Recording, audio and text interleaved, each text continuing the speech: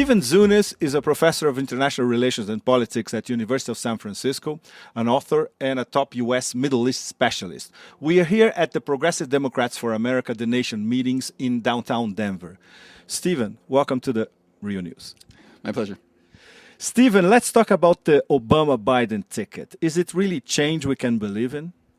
Hardly. Well, I think Obama himself and any number of other possible vice presidential nominees could have brought some hope for real change. The selection of Biden is a big disappointment. In fact, I go as far as saying it's nothing less than a stunning betrayal of the anti-war constituency to whom Obama owes his nomination.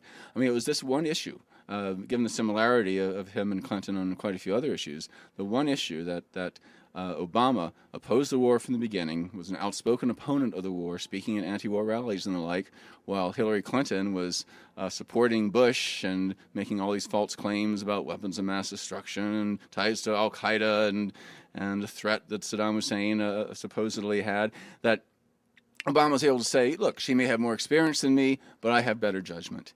And he was going to be using this line, presumably, in the fall campaign, McCain and the right wing going after him on the experience issue, saying, yeah, but I had better judgment on this critical issue, the most important decision on foreign policy of a generation. And yet by choosing Biden, who was also an enthusiastic supporter of the war, he's now saying, oh, this is not that important after all. And so he's negated this great advantage he would have otherwise had, and has raised serious concerns among the anti-war people who support him that maybe this isn't that important an issue. And is this going to be the kind of appointments he's going to be making? You know, or these people from the right wing of the Democratic Party, these hawks? Because, you know, it's not just Iraq. I mean, Biden's a hawk on Israel and Palestine, on Eastern Europe, on Cuba, on a number of other issues. And I wouldn't call that change you can believe in. Would you say that Obama is still a prisoner of the war on terror framework? I think that has a lot to do with it. He's, you know, they've really been manipulating these kinds of issues, and while Al-Qaeda indeed is a real threat, and you know, certain kind of well-targeted paramilitary operations may be necessary when you're dealing with people like that. It's basically a police operation in Pakistan. Yeah. What he's talking about is escalating the war in Afghanistan, and if you're going after a decentralized network of underground terrorist cells, high-altitude bombing really is not. And they are not in Afghanistan; they are in the Pakistani tribal area. Exactly, and so whatever. And so I'm not making a pacifist argument here. I'm just saying that the current strategy in Afghanistan is not working, and bringing these additional brigades to fight there, as Obama is proposing, is just going to make the matter worse. How would you deconstruct Obama's position on Iraq? He wants a gradual withdrawal within 16 months, but he talks about a residual force which is as high as 30,000 soldiers. How would you deconstruct this position? What is he trying to say, actually? It's hard to say. I mean, and what he said and what the Democratic platform says on this is pretty vague. For example, you know, they reserved for what he refers to as counterterrorism operations. Well, you know, if there is a specific intelligence of a particularly dangerous you know, cell that is making bombs, is going to kill tons of people, yeah, sure, sending in a